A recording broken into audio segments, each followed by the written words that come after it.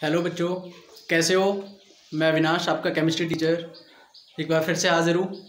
तो बच्चों, आज जो हमारा टॉपिक है, जो हमारा चैप्टर चल रहा है 11th क्लास का first chapter, some basic concept of chemistry.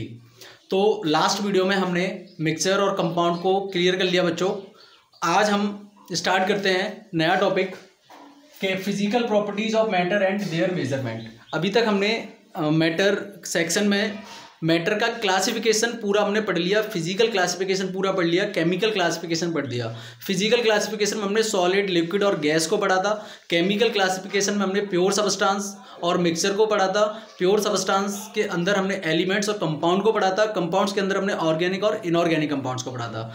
बच्चों, मिक्सचर के अंदर हमने होमोजेनियस और हेट्रोजेनियस मिक्सचर को कंप्लीट कर लिया। तो इतने टॉपिक हमने मैटर के अंदर कंप्लीट कर लिए हैं और हमारा अगला जो टॉपिक है वो है physical properties of matter and their measurement, यानी physical properties of matter and their measurement. तो एक्चुअली बच्चों, मैं आपको एक चीज क्लियर कर दूं कि every substance have a definite physical and chemical properties. कोई भी सब्सटेंस होता है उसकी फिजिकल और केमिकल प्रॉपर्टीज होती ही है।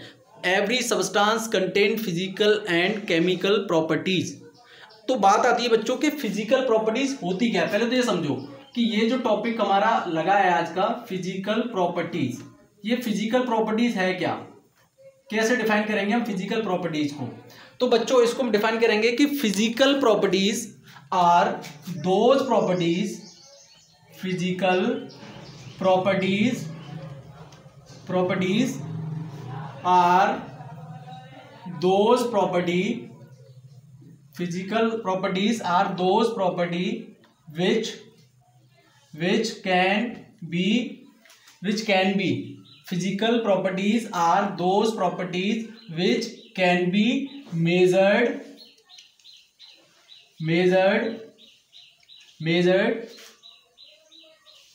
without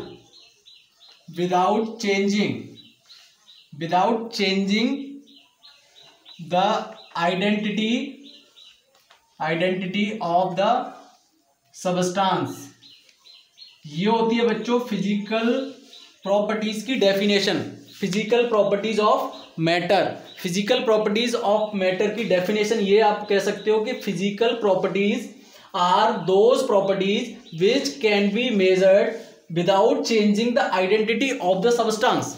सबस्टेंस की आइडेंटिटी को बिना चेंज करे उसकी प्रॉपर्टी को मेजर करना ही उसकी फिजिकल प्रॉपर्टी कहलाती है। यानी फिजिकल प्रॉपर्टी अगर हमें मेजर करनी है तो हमें सबस्टेंस की जो आइडेंटिटी है, जो उसका नेचर है, उसको चेंज नहीं करना। विदाउट चेंजिंग ही हम फिजिकल प्रॉपर्टीज को कैलकुलेट कर सकते हैं। जैसे एग्जांपल के तौर पर मैं आपको बताऊं, एग्जांपल के तौर पर फिजिकल प्रॉपर्टीज कौन सी होती हैं, जैसे मास हो गया, वॉल्यूम हो गया, बॉइलिंग पॉइंट हो गया, मेल्टिंग पॉइंट हो गया, ये सारी चीजें और बहुत सारी प्रॉपर्टीज होती हैं। ये सब आपकी क्या है, ये सब फिजिकल प्रॉपर्टीज हैं बच्चों।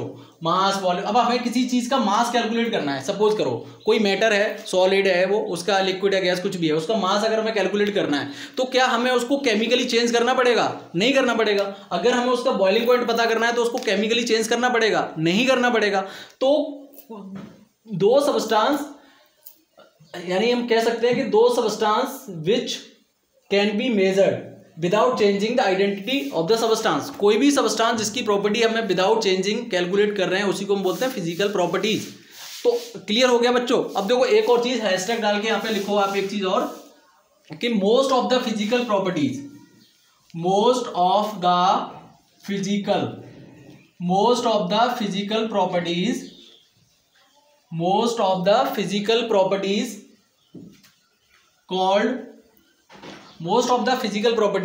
called quantitative in nature। इस पॉइंट को समझो बच्चों।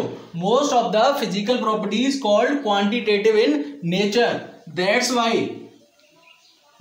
Y physical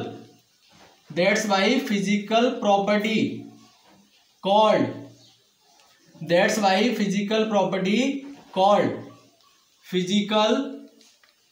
physical quantity that's why physical properties called physical quantity. किसकी वजह से हम फिजिकल प्रॉपर्टीज को ही फिजिकल क्वांटिटी कहते हैं बच्चों? क्योंकि most of the physical properties called quantitative in nature. बहुत सारी जो फिजिकल प्रॉपर्टी होती हैं वो क्वांटिटेटिव होती हैं नेचर में, इस वजह से हम फिजिकल प्रॉपर्टीज को फिजिकल क्वांटिटी भी बोल सकते हैं। क्लियर बच्चों, यहां तक क्लियर हो गया? Most of the physical properties called quantitative in nature, या हम कह सकते हैं most of the physical properties present, या प्रेजेंट वर्ड लगा सकते हो आप, doesn't matter, present in, present called हटा सकते हो यहां से, यहां पर लिख सकते हो present in, quantitative in nature. That's why physical properties called physical quantity. अब देखो होता क्या है, आपको अब मैं जो बताने जा रहा हूं उस पर आप फोकस करिएगा। एक्चुअल में बच्चों जो फिजिकल क्वांटिटी होती है, फिजिकल क्वांटिटी, फिजिकल क्वांटिटी को ही हम बोलते हैं फंडामेंटल यूनिट। समझो बच्चों इस चीज को, फिजिकल क्वांटिटीज को ही क्या बोलते हैं? Fundamental unit, fundamental unit. Physical quantity को ही क्या बोलते हैं? Fundamental unit. समझ आया बच्चों? अब देखो एक बार इसका स्क्रीनशॉट ले लो, फिर मैं इसको रफ करता हूं। क्लियर बच्चों? अब हम बात करते हैं, यहां पे हमारा मेन टॉपिक अब बन जाएगा यहां पे फंडामेंटल यूनिट। ओके बच्चों, अब मैं इसको रफ कर देता हूं, उसके बाद हम चलते हैं फंडामेंटल यूनिट की तरफ।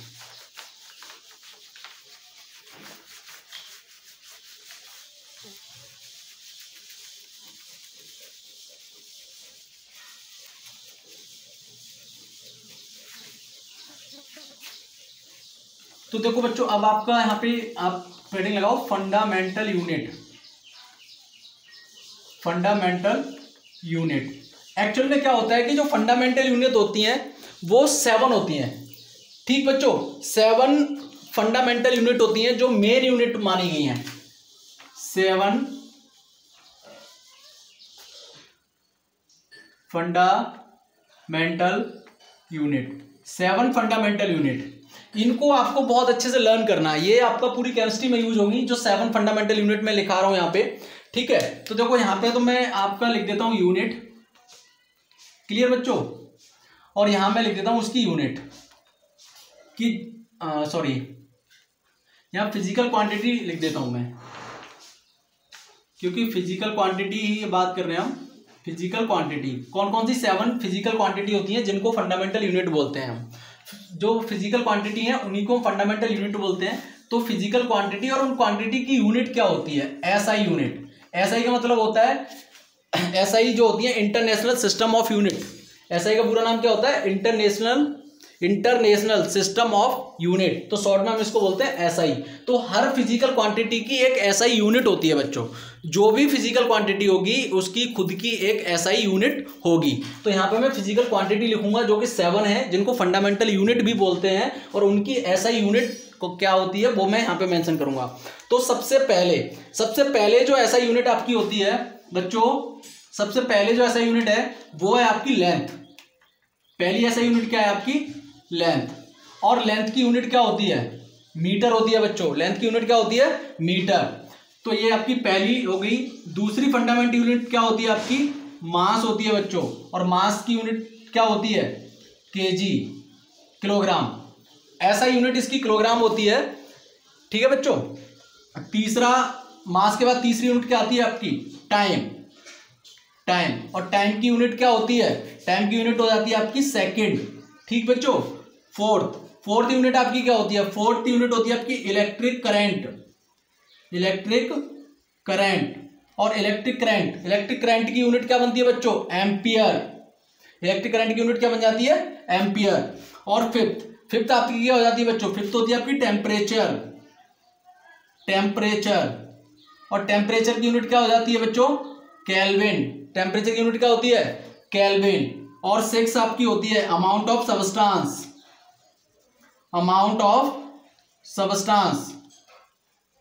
तो अमाउंट ऑफ सब्सटेंस को बच्चों किससे रिप्रेजेंट करते हैं? यूनिट में, मोल से। और सेवंथ यूनिट कौन सी है बच्चों आपकी? सेवंथ यूनिट है आपकी ल्यूमिनस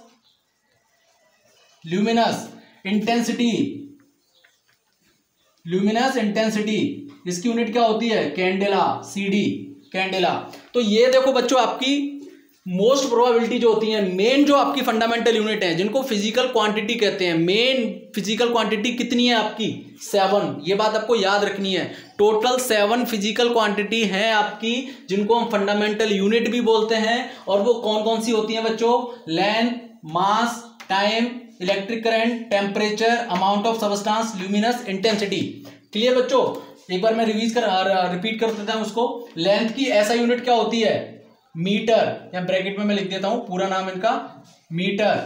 मास की यूनिट क्या होती है? Kilogram, kilogram.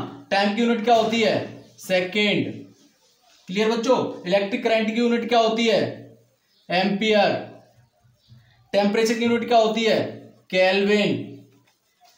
Amount of substance की यूनिट क्या होती है? मोल। ल्यूमिनस इंटेंसिटी का यूनिट क्या होती है बच्चों? कैंडेला। इसकी यूनिट क्या होती है? कैंडेला। ये 7 फंडामेंटल यूनिट हैं जो कि आपको याद रखनी है, हर कंडीशन में याद रखनी है बच्चों इसको। और इसका एक बार आप स्क्रीनशॉट ले लो, उसके बाद फर्दर हम आगे चलते हैं।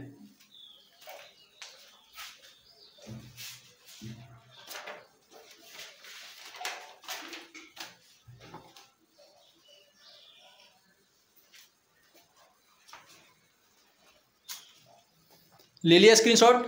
वेरी गुड बच्चों। चलो अब इसको रफ करते हैं और एक नए टॉपिक की तरफ और मूव करते हैं हम आगे। ये तो आपकी हो गई फंडामेंटल यूनिट।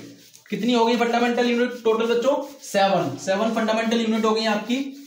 अब देखो यहाँ पे फंडामेंटल यूनिट के बाद एक और टर्म आता है जिसको हम बोलते हैं ड्राइव्ड यूनिट।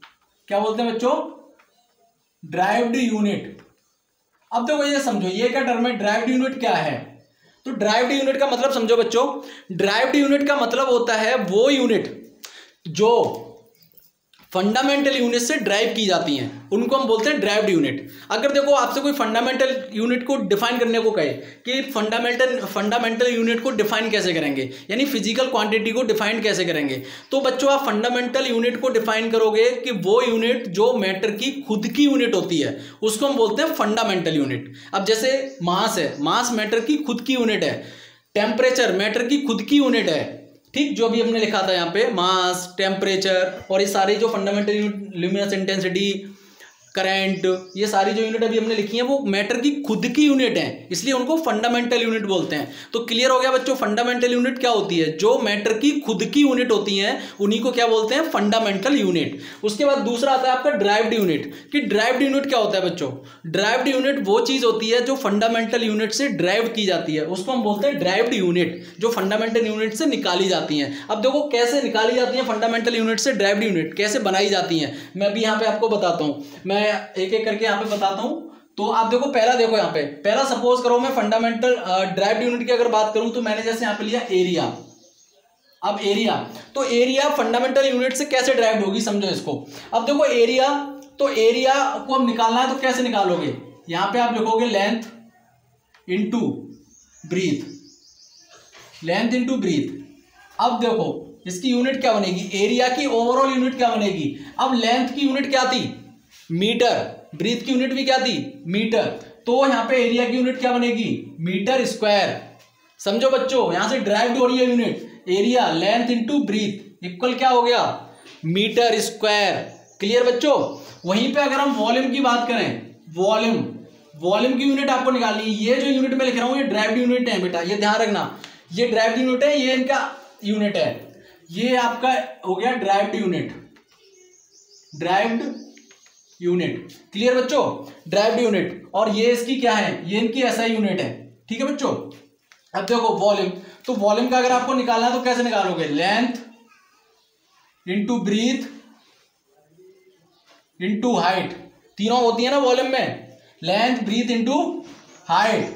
तो तीनों का करोगे तो यहां पे क्या बनेगा? मीटर क्यूब, यही तो बनेगा। एक इसका एम, एक इसका एम और एक इसका एम, तो कितना हो गया? मीटर क्यूब हो गया। तो बच्चों यहाँ पे वॉल्यूम की यूनिट क्या बन गई? मीटर क्यूब बन गई। वेरी गुड बच्चों। और अगर तीसरा हम बात करें डेंसिटी, डेंसिटी का निकालना है तो डेंसिटी का क्या होता है? मास अपॉन वॉल्यूम, यही तो होता है डेंसिटी, मास अपॉन वॉल्यूम। तो इसकी यूनिट अगर आप निकालोगे तो कैसे निकालोगे? Mass upon volume. मास की यूनिट अभी हमने क्या लिखी है? फंडामेंटल यूनिट में मास की यूनिट क्या लिखी थी बच्चों? केजी, और अपॉन वॉल्यूम की यूनिट अभी हमने क्या लिखी है, मीटर क्यूब। देखो सब एक दूसरे से इंटरकनेक्टेड मिलेंगी। मास की यूनिट फंडामेंटल में क्या लिखी हमने, केजी, और वॉल्यूम की यूनिट क्या लिखी है, मीटर क्यूब। तो केजी अपॉन मीटर क्यूब। अब इसको ऊपर लेके जाओगे तो क्या होगा, केजी मीटर -3, केजी m -3, यही तो हो जाएगा बच्चों, केजी m -3, यही तो हो गया। Very good. अब देखो अगला, देखो अगला अगर बात करते हैं हम वेलोसिटी की, वेलोसिटी, तो वेलोसिटी का फॉर्मूला क्या होता है, डिस्टेंस अपॉन टाइम। क्या होता है बच्चों, डिस्टेंस अपॉन टाइम। अब देखो यहां पे डिस्टेंस की यूनिट क्या होती है, डिस्टेंस की यूनिट क्या होती है, मीटर। डिस्टेंस की यूनिट क्या होती है बच्चों, मीटर। और टाइम की यूनिट अभी हमने फंडामेंटल यूनिट में पढ़ी थी, टाइम की यूनिट क्या लिखवाई थी, सेकंड, यही तो लिखवाई थी। तो फाइनल इसकी यूनिट क्या ड्राइव हो जाएगी बच्चों, मीटर पर सेकेंड। ये देखो मीटर पर सेकेंड, वेलोसिटी की यूनिट क्या बन जाएगी बच्चों, मीटर पर सेकेंड बन जाएगी। वहीं पर आप अगली बात करते हैं एसेलेरेशन। क्या है बच्चों, एसेलेरेशन। अब देखो एसेलेरेशन का मतलब, एसेलेरेशन का फॉर्मूला क्या होता है बच्चों निकालने का, change in velocity upon time. क्या होता है, change in velocity upon time, यही तो होता है बच्चों, change in velocity upon time. और वेलोसिटी की यूनिट आपने अभी क्या निकाली है, वेलोसिटी की यूनिट अभी क्या निकाली है, मीटर पर सेकंड। तो यहां पे क्या करोगे, मीटर पर सेकंड अपॉन टाइम की यूनिट क्या होती है, एस होती है बच्चों। तो जब इसको फाइनल ऊपर लेके जाओगे तो क्या बनेगा, ms -2, यही तो हो जाएगा बच्चों जब ऊपर जाएगा तो देखो एसेलेरेशन की यूनिट क्या हो गई, मीटर सेकंड -2। ठीक है बच्चों। अगला हम बात करते हैं अगर फोर्स की अगर बात करें तो फोर्स का फॉर्मूला क्या होता है बच्चों, फोर्स मास इंटू एसेलेरेशन, यही तो होता है बच्चों, मास इंटू एसेलेरेशन। और मास का यूनिट आपने क्या निकाला है बच्चों, मास का यूनिट क्या होता है, मास का यूनिट होता है केजी, इंटू एसेलेरेशन की यूनिट क्या निकाला है, देखो यहां पे साफ लिखा हुआ है, एसेलेरेशन का यूनिट क्या है, ms -2, और फोर्स का फॉर्मूला होता है मास इंटू एसेलेरेशन। तो मास का यूनिट क्या है, केजी, तो एसेलेरेशन क्या हो गया, ms -2। तो अब इसको आगे फर्दर सॉल्व करोगे तो क्या निकल के आएगा, केजी ms -2। ये किसकी यूनिट होगी बच्चों, ये होगी आपकी फोर्स की यूनिट। समझ में आ गई बच्चों, किसकी यूनिट हुई है, फोर्स की। वहीं पे आपको अगर निकालनी है प्रेशर की यूनिट, प्रेशर, तो प्रेशर का फॉर्मूला क्या होता है, फोर्स अपॉन एरिया। तो देखो फोर्स अपॉन एरिया, यही तो होता है, फोर्स अपॉन एरिया। अब देखो यहां पे फोर्स की यूनिट आपने क्या निकाली है अभी, केजी ms2 -2 अपॉन एरिया का यूनिट आपने क्या निकाला है, एरिया का यूनिट देखो मीटर स्क्वायर। तो देखो यहां लिखो एरिया मीटर स्क्वायर, यही तो बनेगा। तो देखो जब ऊपर लेके जाएंगे हम इसको तो यहां पे क्या हो जाएगा, ये इसको कैंसिल कर दो तो यहां पे बनेगा आपका केजी, एक एम से एक एम कैंसिल कर दो, केजी m इनवर्स s -2, ये बन गया आपका किसका, प्रेशर का यूनिट। तो देखो बच्चों यहां पे इतने सारे मैंने आपको लिखवा दिए, और ये सब यूनिट किससे डिराइव्ड हो रही हैं, देखो ये सारी यूनिट जो हैं वो डिराइव्ड हो रही हैं किससे, फंडामेंटल यूनिट से। इसीलिए इनको क्या बोलते हैं हम, डिराइव्ड यूनिट बोलते हैं बच्चों, क्योंकि ये फंडामेंटल यूनिट से डिराइव की जा रही हैं, इसीलिए इनको क्या बोला जा रहा है, डिराइव्ड यूनिट बोला जा रहा है। देखो यहाँ पे एरिया में लेंथ आ रहा है, वॉल्यूम में लेंथ, ब्रीथ, हाइट आ रही है, डेंसिटी में मास आ रहा है, वेलोसिटी में आपका टाइम आ रहा है, एसेलेरेशन में टाइम आ रहा है, फोर्स में आपका मास आ रहा है, और प्रेशर में देखो आपका फोर्स अपॉन एरिया, ये दोनों से निकल रही है। तो इसलिए हम इनको क्या बोलते हैं बच्चों, इनको बोलते हैं derived unit, because these unit are derived from fundamental unit, इसीलिए इनको क्या बोला जाता है, डिराइव्ड यूनिट बोला जाता है बच्चों। ठीक है, तो इसके भी बच्चों स्क्रीनशॉट ले लीजिए आप।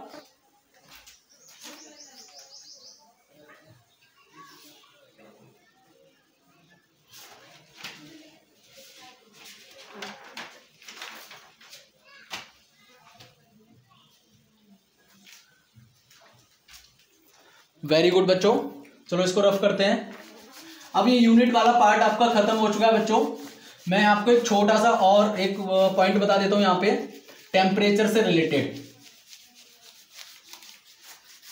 टेम्परेचर में थोड़ा सा बच्चों को प्रॉब्लम रहती है चेंज करने में, जब न्यूमेरिकल पोर्शन आप सॉल्व करते हो तो चेंज करने में थोड़ी सी प्रॉब्लम आती है। तो यहाँ पे हम हेडिंग लगाते हैं बच्चों, कैलकुलेशन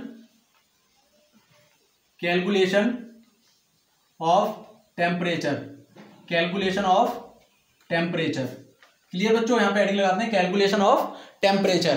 तो देखो टेम्परेचर एक्चुअली क्या होता है कि टेम्परेचर को तीन तरह से हम कैलकुलेट करते हैं, एक तो डिग्री सेल्सियस, केल्विन और डिग्री फ़ारेनहाइट। ये होता है, सेल्सियस भी होता है, केल्विन होता है, फ़ारेनहाइट होता है, मतलब सबका एक ही होता है, वैल्यूज अलग अलग हो जाती हैं, कोई फर्क नहीं पड़ता, मतलब सबका एक ही होता है। यहां पे समझो बच्चों, जैसे मान लो मैं फर्स्ट अगर बात करूं केल्विन की, ठीक, केल्विन है। अब देखो यहाँ पे अगर हमें हमारा मेन जो टेम्परेचर होता है ना, यहाँ पे मैं इधर लिख देता हूँ, यहाँ डिग्री सेल्सियस लिख देता हूँ, यहाँ केल्विन लिख देता हूँ। तो देखो बच्चों एक चीज समझो, अगर degree temperature most of the degree Celsius में गिवन होता है, तो आपको अगर उसको इंटर कन्वर्जन करना है सेल्सियस में या फिर फ़ारेनहाइट में, तो किस तरह से करोगे इंटर कन्वर्जन, वो मैं बता रहा हूँ। अगर डिग्री सेल्सियस में टेम्परेचर है और वो आपको केल्विन में कन्वर्ट करना है, तो आप क्या करोगे कि डिग्री सेल्सियस प्लस केल्विन में कन्वर्ट करने के लिए 273 को ऐड करोगे, तो जो भी वैल्यू होगी वो किस में कन्वर्ट हो जाएगा, केल्विन में कन्वर्ट हो जाएगा। क्लियर बच्चों। अगर दूसरा, अगर कोई टेम्परेचर केल्विन में गिवन है और उसको सेल्सियस में कन्वर्ट करना है, तो उसमें से आप क्या करोगे, -273 कर दोगे जस्ट। अगर सेल्सियस में 273 ऐड कर दिया तो टेम्परेचर किस में चला जाएगा, केल्विन में। और अगर डिग्री सेल्सियस में से 273 माइनस कर दिया तो टेम्परेचर किस में आ जाएगा, 273, यानी कितना भी टेम्परेचर है उसमें से 273 अगर माइनस कर दिया तो वो किस में आ जाएगा, सेल्सियस में। दूसरा, अगर टेम्परेचर डिग्री सेल्सियस में है, जो मैं अभी बता रहा हूं, डिग्री सेल्सियस में अगर टेम्परेचर केल्विन में कन्वर्ट करना है डिग्री सेल्सियस से, तो क्या करोगे, 273 कर लोगे, ठीक। अगर सेल्सियस में फ़ारेनहाइट को चेंज करना है, तो देखो क्या करोगे, यहां पे आप करोगे 5/9 करोगे डिग्री, और यहां पे क्या लगोगे, फ़ारेनहाइट -32। अब देखो इस चीज को समझो, अगर टेम्परेचर फ़ारेनहाइट में गिवन है, फ़ारेनहाइट में, और वो डिग्री सेल्सियस में कन्वर्ट करना है आपको, तो 5/9 डिग्री फ़ारेनहाइट -32। मैं अभी इनके एग्जांपल करा के आपको बताऊंगा। तीसरा है आपका कि अगर टेम्परेचर आपको फ़ारेनहाइट में कन्वर्ट करना है, मान लो डिग्री सेल्सियस में गिवन है, फ़ारेनहाइट में कन्वर्ट करना है, तो क्या करोगे, 5/9, ये बच्चों थोड़ा सा गलत लिख गया था, यहाँ पे 9/5 होगा और यहाँ भी 9/5 होगा बच्चों। क्लियर। तो 9/5 यहाँ पे क्या करोगे, डिग्री सेल्सियस प्लस 32 करोगे तो फ़ारेनहाइट में कन्वर्ट हो जाएगा। समझो इस चीज को बच्चों, ठीक है। अब जैसे मान लो आपका जो मेन टेम्परेचर होता है वो होता है सेल्सियस। सपोज करो कि आपका कोई टेम्परेचर है 20 डिग्री सेल्सियस। देखो एग्जाम्पल के तौर पर मैं आपको समझा रहा हूं, अगर 20 डिग्री सेल्सियस टेम्परेचर है तो ये 20 डिग्री सेल्सियस टेम्परेचर आपको केल्विन में कन्वर्ट करना है। अगर मान लो आपका जो टेम्परेचर गिवन है वो 20 डिग्री सेल्सियस गिवन है और वो कन्वर्ट करना है आपको किस में, केल्विन में, तो देखो आप क्या करोगे, डिग्री सेल्सियस टेम्परेचर कितना है 20 प्लस कितना करोगे 273 इक्वल कितना हो गया 293 केल्विन हो गया टेम्परेचर। वही टेम्परेचर 20 डिग्री सेल्सियस टेम्परेचर ही केल्विन में कितना है 293 केल्विन, लेकिन इसकी और इसकी जो वैल्यू है वो बिल्कुल सेम है बच्चों। ये नहीं है कि ये 293 दिख रहा है तो बहुत ज्यादा हो गया, लेकिन ये केल्विन में तो ये 20 डिग्री सेल्सियस के ही इक्विवेलेंट है। क्लियर बच्चों। अगर वहीं पे ये 293 केल्विन गिवन होता और आपको सेल्सियस में कन्वर्ट करना होता, अगर 293 केल्विन गिवन होता और सेल्सियस में कन्वर्ट करना होता तो बच्चों आप क्या करते, 293 में से 273 को माइनस कर दो तो कितना आएगा आपका 293 में से, अब देखो यहाँ 0 बचेगा, यहाँ 2 और यहाँ पे क्या है कुछ नहीं, तो 20 डिग्री सेल्सियस बचेगा कि नहीं बचेगा बच्चों। 293 में से 273 को माइनस करोगे तो कितना बचेगा 20 डिग्री सेल्सियस। तो अगर टेम्परेचर सेल्सियस में है और केल्विन में कन्वर्ट करवाना है तो 273 को ऐड कर दो, और अगर केल्विन में है और सेल्सियस में कन्वर्ट करना है तो 273 को माइनस कर दो। क्लियर बच्चों। दूसरा देखो डिग्री सेल्सियस, अगर टेम्परेचर फ़ारेनहाइट में गिवन है, सपोज दैट कि 20 फ़ारेनहाइट टेम्परेचर गिवन है, कितना है 20 डिग्री फ़ारेनहाइट टेम्परेचर गिवन है और इसको सेल्सियस में कन्वर्ट करना है। 20 डिग्री फ़ारेनहाइट गिवन है और सेल्सियस में क्या करना है, कन्वर्ट करना है। तो देखो बच्चों क्या करोगे 9/5 इंटू, अब देखो डिग्री सेल्सियस कितना है 20 माइनस कितना करोगे 32। अब देखो ये 4 टाइम्स कट जाएगा और ये कितना हो गया 36 प्लस 32 इक्वल कितना हो गया ये 8 और ये कितना हो गया 6, यानी 68 डिग्री सेल्सियस हो गया। अगर टेम्परेचर फ़ारेनहाइट में गिवन है और आपको सेल्सियस में कन्वर्ट करना है तो क्या करोगे, ये वाला फॉर्मूला अप्लाई करोगे 9/5 डिग्री फ़ारेनहाइट माइनस 32। तो देखो 9/5 कितना टेम्परेचर था 20 डिग्री फ़ारेनहाइट, 20 यहाँ रखा, माइनस 32, ये यहाँ से इसको कैलकुलेट करो, इसका मल्टीप्लाई करो तो 9 4 जा 36 प्लस 9 4 जा 36। अच्छा सेल्सियस में तो बच्चों यहाँ माइनस करेंगे हम, ये थोड़ा गलत हो गया था, यहाँ माइनस करेंगे बच्चों, तो माइनस करेंगे 36 32 तो कितना आएगा 4 डिग्री सेल्सियस, 4 डिग्री सेल्सियस होगा बच्चों, कितना हो जाएगा 4 डिग्री सेल्सियस। और अगर टेम्परेचर सेल्सियस में गिवन है और आपको फ़ारेनहाइट में चेंज करना है, अभी किस में था फ़ारेनहाइट में था, किस में चेंज करना था सेल्सियस में, तो कितना आ गया आपका 4 डिग्री सेल्सियस। अब देखो 4 डिग्री सेल्सियस और 20 डिग्री फ़ारेनहाइट ये दोनों बिल्कुल इक्विवेलेंट है एक दूसरे के, ये नहीं है कि बहुत कम हो गया ये बहुत ज़्यादा हो गया, ऐसा कुछ नहीं है, दोनों का मतलब एक ही है। उसके हिसाब से अगर टेम्परेचर सेल्सियस में गिवन है, suppose that 20 degree Celsius given है और ये कन्वर्ट करना है किस में फ़ारेनहाइट में कन्वर्ट करना है, तो बच्चों यहाँ पे क्या करोगे 9/5 और ये कितना है 20 प्लस 32। तो अब देखो यहाँ पे ये 4 टाइम डिवाइड हो जाएगा और ये 36 प्लस 32 इक्वल कितना आ गया 68 डिग्री फ़ारेनहाइट, ये हो जाएगा 68 डिग्री फ़ारेनहाइट हो जाएगा। तो देखो 20 डिग्री सेल्सियस और 68 डिग्री फ़ारेनहाइट दोनों का मतलब सेम है, कोई अलग नहीं है यहाँ पे, दोनों का मतलब क्या है बिल्कुल सेम है। 20 डिग्री सेल्सियस और 68 डिग्री फ़ारेनहाइट दोनों का मतलब सेम है बच्चों, बिल्कुल अलग नहीं है। तो इस तरह से यहाँ पे इंटर कन्वर्जन करते हैं, एक दूसरे के साथ इंटर कन्वर्जन करना हो तो इस तरह से बच्चों यहाँ पे करते हैं। क्लियर आ गया, सबसे मेन चीज होता है आपका डिग्री सेल्सियस। क्लियर बच्चों, तो एक बार इसका भी स्क्रीनशॉट ले लो।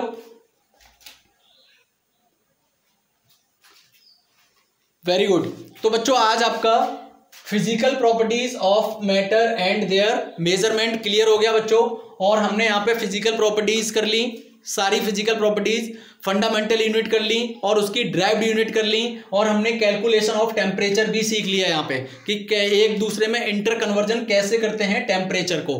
क्लियर बच्चों, तो आज का वीडियो यही बाइंड अप करते हैं, और मैं आपसे रिक्वेस्ट करता हूँ इस वीडियो को लाइक करो, चैनल को सब्सक्राइब करो, वीडियो को शेयर करो, और प्लीज़ प्लीज़ ये वीडियो उन बच्चों तक ज़रूर पहुंचाओ बच्चों जो कोचिंग नहीं ले सकते, जो कोचिंग एफर्ड नहीं कर सकते जो बच्चे, उन बच्चों तक ये वीडियो ज़रूर शेयर करो। और ऑलवेज हैप्पी रहो, stay tuned, thank you, bye bye.